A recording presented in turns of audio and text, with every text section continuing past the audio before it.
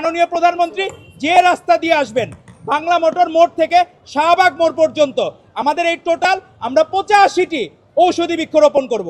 আর এই ঔষধি বৃক্ষের চর্চা প্রথম শুরু করেছিলেন আমাদের শহীদ রাষ্ট্রপতি জিয়াউর রহমান বীরোত্তম। এখনও সৌদি আরবে কেউ গেলে সেটা জিয়া সাজারা নামে পরিচিত হয়। সেই গাছটা নিম গাছের নাম হয়ে গেছে জিয়া সাজারা।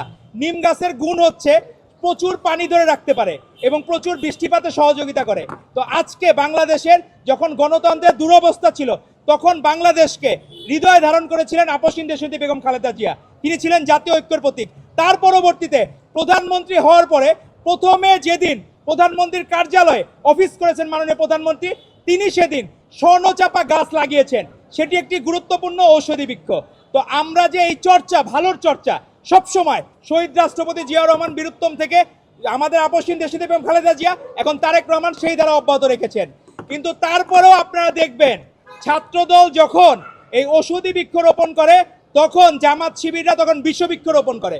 তারা যখন বট বাহিনী বিভিন্ন জায়গায় অনলাইনে দেখবেন সে বিশেষ সরাসরি তারা সংসদে যেমন মব করে পাশাপাশি এই বিষ বৃক্ষরোপণ করে। অবশ্য তাদের মন খারাপের কারণও আছে, তারা হচ্ছে রাতেবেলা ঘুম হয় না। এখন আপনি দেখবেন 12ই ফেব্রুয়ারি নির্বাচনের পরে তারা নির্ঘুম রাত কাটায়। আর নির্ঘুম রাত যে কাটায় তাদের জন্য ওষুধ আছে, এখানে ঔষধি বৃক্ষ আছে, এখানে ক্যামোমিল আছে, ল্যাভেন্ডার আছে, অশ্বগন্ধা আছে। এগুলো হলো ঘুমের জন্য কাজে লাগে।